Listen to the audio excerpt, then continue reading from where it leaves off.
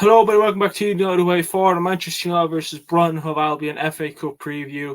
Man United face Brighton in the FA Cup on Sunday, the 11th of January at 4:30 p.m. It's a big one. It's the third round of the FA Cup. It's the fourth round for these teams.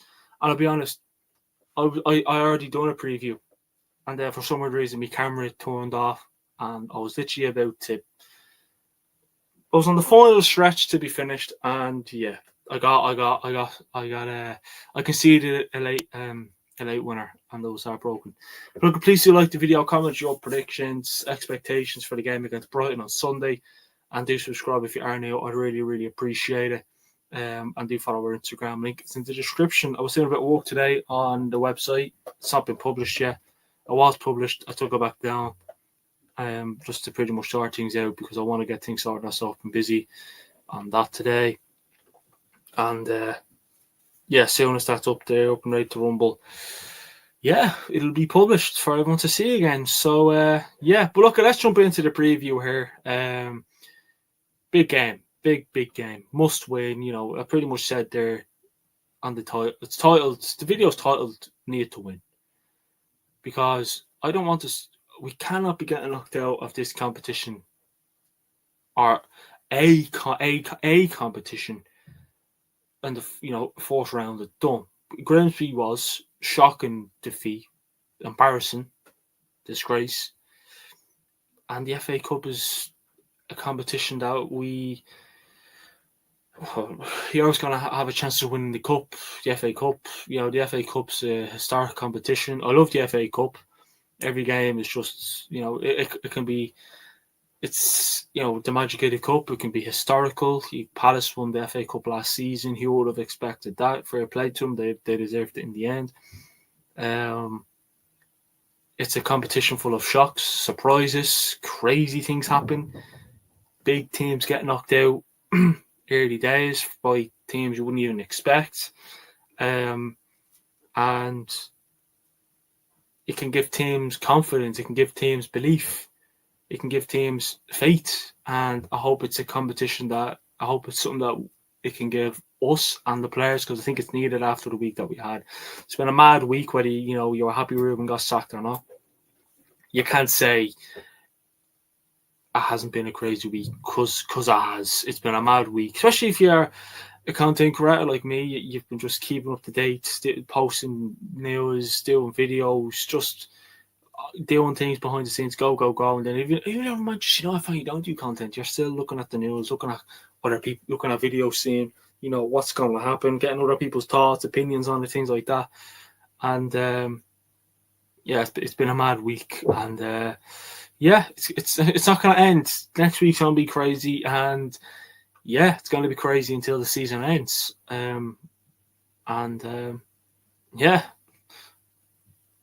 Buckle up, because it's going to be a long ride. But look, we're going to go through the form there. So as you can see there, obviously this is Premier League. 2-1 loss against Villa, 1-0 win against Newcastle, 1-1 draw against Wolves, 1-1 draw against Leeds, and a 2-2 draw against Burnley on Wednesday. So on the previous 5, 1 win, 3 draws, and 1 loss. It's not good. It's not pretty.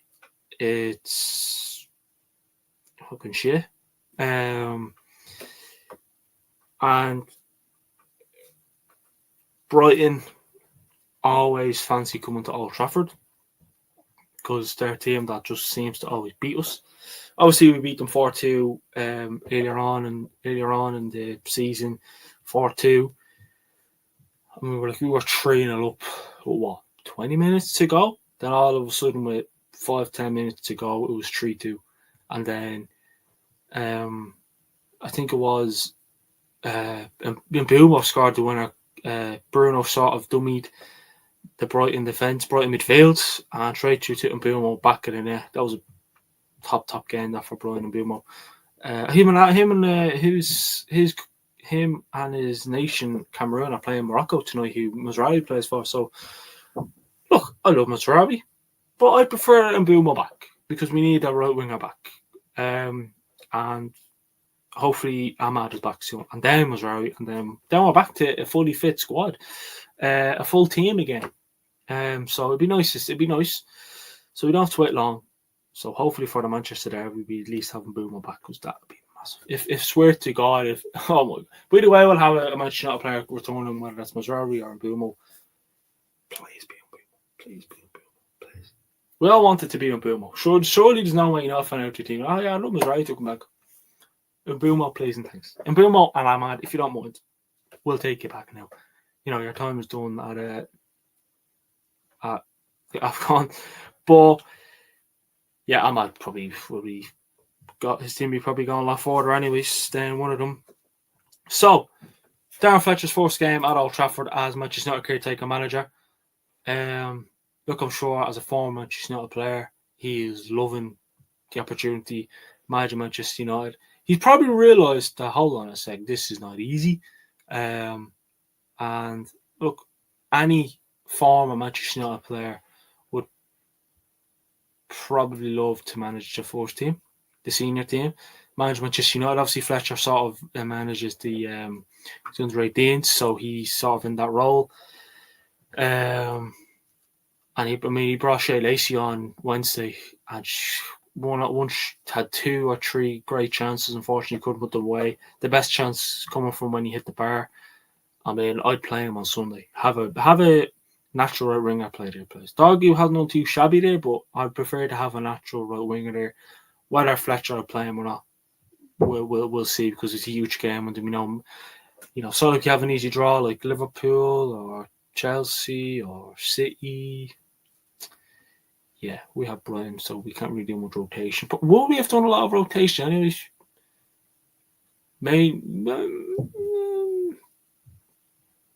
Possibly. Maguire probably would have came in. You don't know, Darren Fletcher. He probably wouldn't have. Probably would have stuck to his guns anyhow. But look, this is not going to be an easy game. I'm just glad we're at home, but we don't do well at home. So we're sort of all over the gaff at home. We don't do well at home or away now, but look, things. Look, we can't draw this game. We can draw this game. So, there's no worries about draws there. But it can go to extra time. It can go to penalties. And if it goes to penalties, oh my God, I'm probably going to lose fingers. I'm going to lose fingernails, and then I'm going to lose fingers. I hate penalties. I don't know how anyone could sit there calm. No. I still get fucking PTSD from the previous keepers we had when we used to go to penalty shootouts. We just the opposition had to miss. Like they had to be over the bar. They had to fucking, they had to go wide over the bar, something, because we just couldn't save. So yeah. Look, I've done the post-match reaction after the game against Burnley on Wednesday. And one thing I did say about Fletcher is I'm glad that he truly could sink at it. He's taken off defenders, at the midfielders, to bring on attackers. It seemed to be like a 4-2-4, 4-1-4-1. I'm not too sure. 4-4-2, 4-2-4. I don't know. But look, Old Trafford would probably be bouncing. It always is. Old Trafford, doesn't matter how we're coming into it. It always is. But we're bouncing before the game. Then sometimes if, Man United start the game poor and the opposition are dominating, Old Trafford sort of goes dead. Because the players have to give us something to, give the fans something, give us something to sort of, cheer about, shout about. Cheer about, shout about, get the crowd up for it. Because, even when I'm watching games, you're sort of, I'm just sort of, I'm standing up, running, walking around the room, and then you're up for it before the match, and then it's a few minutes in, you're sitting down going, what the fuck is this show? What am I watching? But hopefully we don't get, it's a big game, the players need to be up for this. Ruben's gone. He's gone. It's a cruel game. You have to move on. It's a cruel life. You have to move on. Whether people I don't know, we need to move on from Ruben Amorim. As much as I'm still a bit pissed off he got sacked, time will tell whether it was the right decision or not. I'm sure we'll find out when. We don't know. But We'll find out. We'll get the answer eventually. Performance results will pretty much tell that. And signings. But anyways, look, it'd be interesting to see what team he puts out. Obviously, he didn't get a lot of time with the players on Monday. He didn't get a lot of time with the players between the time Ruben got sacked and the game against Burnley on Wednesday. There was a day or two, and the things he would have had to do off the training ground and on the training ground, there's not a lot of time. So he had, Thursday, Friday, Saturday, and then it probably, whatever they do on a Sunday before the match, probably go talk, tactics, whatever. So he has that 3-4 day gap to do whatever he has to. I'm not going to sit here and say I expect a different performance, but again, every time we concede the first goal, the game becomes tough. The opposition just are more than happy to sit back and then try and beat us in the counter. Brighton obviously are more aggressive to play a whole line. They're, the versatility, the transition, I always worry because our defence is just, Casemiro can't run. Ugarte doesn't know where to run. And yeah, it just goes to show how bad we need midfielders. But there's no chance of us signing midfielders now. The summer definitely, I hope. January transfer window, not a hope. I hope I'm wrong, but I'll be surprised. We just seem to be conceding. Seem to be leaky still. Conceding stupid. Like the first goal Burnley scored was unfortunately hot off heaven, goes over Lemons, back of the net. But the second goal Brighton scored to make it 2-2. Shaw should have done better, and Martinez should have done better. He sort of just set off him and let him shoot, and yeah. But yeah, the defence is what I worry about, and I really think we need the left back as well to help us with that defence. But again, when the left comes back, we'll probably be conceding goals. Well, I'm sure we'll find out. But Maguire's back. Whether Maguire will play or not, probably not. You probably get a few minutes to the end, depending on how the game is going. We'll probably bring him on to try to score the winner. Oh my god! But we just need to be a lot more urgency. We need to be getting the ball into the box. One thing I seen in the second half on Tuesday that I didn't on Wednesday that I didn't see in the first half against Burnley, we were a bit too slow on the ball. We weren't quick. There was no urgency. I need to see urgency. I need to see us play. You need to be keeping that ball moving. You need to play quick stuff, because any team is happy to see the opposition just pass the ball around the middle of the pitch. They're like, if you do that, we're more happy to let you pass the ball around the pitch for as long as you want, because we'll get our chance to hit you. And we need to be quick. Sesko scored a brace on Wednesday. Hopefully his confidence is up there. Get the ball to him anyways. Give him that service. Be quick. Make quick passes. In the transition, we need to be quick. Make them true. Make good. And Ugarte and Casemiro, they get pulled so easy out of position. Like, two of them went to one Burnley player on Wednesday, and then Burnley were through on the attack. Just sit back. If Casemiro and Ugarte are going to start this game, if I was telling Fletcher, like, lads, just sit in the midfield. Don't come forwards. Sit in the midfield. Because they're defensive midfielders, not attacking midfielders. Defensive midfielders. I don't want to see Ugarte coming forwards, Casemiro come forwards on attack. Stay in the midfield. Don't fucking push up. Stay in the midfield. Because we don't play the highest line in the world anyways. So that's just how it is. And yeah, I'd play Lacey, have that natural winger. Obviously, Cooney is further out, sort of like that. You could say that 10 behind the striker, you sort of, because it's the 4-2-3-1 or 4-2-3, he's more of a left winger now. But I think teams know now that Cooney is definitely our danger man now. Obviously, Bruno back here as well. But as soon as Cooney gets the ball, probably 2 or 3 players on him, fucking kicking them, standing on them, punching them, and then unfortunately he just loses the ball.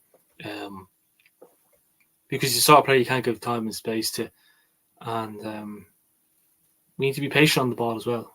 Stop doing stupid passes forwards. We kept doing it on Monday in the first half. Casemiro kept doing it. Ugarte kept doing it. I think Bruno, I'm not sure about Bruno done it a few times. He probably did. He does that many times. I sort of can't really keep up. We just got the ball, and then it was just Casemiro looked up and gave the ball, kicked it long, and then first Burnley player got to it, and they were through. We can't keep doing that. We cannot keep doing that. Because it's just stupid. It's clumsy. Like the team against Burnley, we should be able to play our stuff, but we don't do that. Look, let's jump into the opposition, Brighton here. Hopefully, this is the moment the camera went on me. My fucking chin is bleeding. I don't know why. Yeah, there we go. I'm after being better around in my own training. Didn't even fight anyone. So, a 0-0 draw against Sunderland, 2-1 loss against Arsenal, 2-2 draw against West Ham, 2-0 win against Burnley, and a 1-0 draw against City. Look, winning against City. Winning against City. Drawing against City, I think, is a good result for any team. Getting a point or 3 points against City is a good result for any team. Any team would take that the way City are at the moment. And Brighton are just our bulky team. They give the top teams a game. They struggle to beat West Ham, but like us, can't really say much. And then they go and get a win, a draw against City, which is a good result for them. I'm not sure where Brighton are in the league, but they've had under Potter they played well, De Zerbi they played well, and under Fabian Horsler they're not doing too bad. Their scouting is just incredible. They lose players. If you think why do you get rid of that player? He's quality, and then you bring in someone who's, if not equal than that player, just got rid of, better than that player. I envy their. I wish we had scouting reports like that. We don't have it at the home, don't we? Don't fucking shit. But I was just looking sort of before I came on, how they play. I've seen there that they sort of like to play with a 4-2-3-1 or a 3-4-3. Their pressing is aggressive. They utilize central overloads, quick transitions. They like to exploit space. I mean, that midfield, you can easily exploit space there. The fullbacks are aggressive. They play they like their centre backs to play out. Like sometimes it's a 4-2-4, 4-3-3, one defensive midfielder. They're such a dynamic, high intensity, possession based team, and it's just the midfield, and we need to be careful with Brighton because they're not a team to be messed with. And look, us on our day, we could be anyone, and let's hope we're up for this game. But look, let's jump into my predicted 11. But back to Brighton just fairly quick. They are a bogey team. They will fancy it. And yes, they can beat us. That's simple as that. But Gross is back. He loves having a good game against us. And Matoma is not a bad player also. So they'll fancy it. They will fancy it. And I won't be whoever wins, I won't be I don't think it'd be easy for any team though. So here's my predicted 11. Lemans in net, back 4, Luke Shaw left back, Dollar right back. 2 defenders of Martinez and Heaven. Casemiro and Mainu as the DMs, and Bruno as the 10. Cooney on the left, Shea Lacey on the right, and Benjamin Sesko up top. Look, he may play Dogu as the right wing. He may play Ugarte as the defensive midfielder. I don't know. But play Kobe. And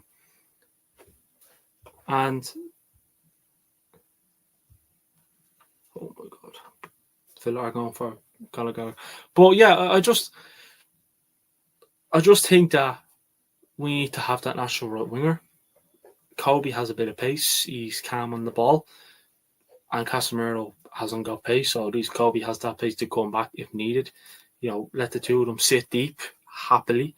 And we haven't. I mean, look, I don't think Maguire will play. We haven't really got any right backs. I mean, if that is the team that comes out, does Shaw get dropped and Dogu come in? I don't think so. I think Fletcher still wants that experience at the back. Leach has it, Dallo has it, Shaw has it. He'll want that. Casemiro has it. Bruno, Cooney, just experience. But I want a bit of pace as well. Because Shaw playing left back, I'm still a bit wary on that. Shaw as a centre back, he's fine, but does he have that pace for left back like he did years ago under Ollie? I don't think so. Table score prediction. I'm going with a 2-1 to Manchester United. This got my prediction. This is what I'm going to go with. We go 1-0 down in the first half. I can see it being like 15 minutes for half time. We go win 1-0. Fuck. We get knocked out. It's going mad. Second half, we come out. 20 minutes to go. 1-1. Casemiro. I don't know why. I just keep thinking Casemiro's going to score. Goes to extra time. And fuck it. Who scores? Sesko. Fuck it. That'll make him very happy. And we win 2-1. And we come out thinking, fuck me. Yeah.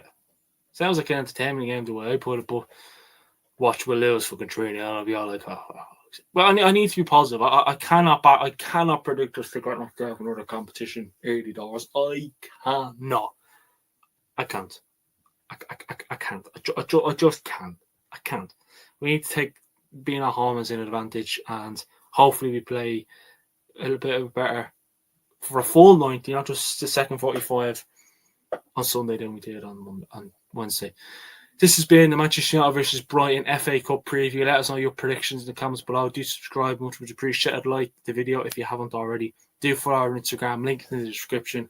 And I shall speak to you all on the next one. Thanks for watching. Please win. Come on, United. Have a good weekend. Come on.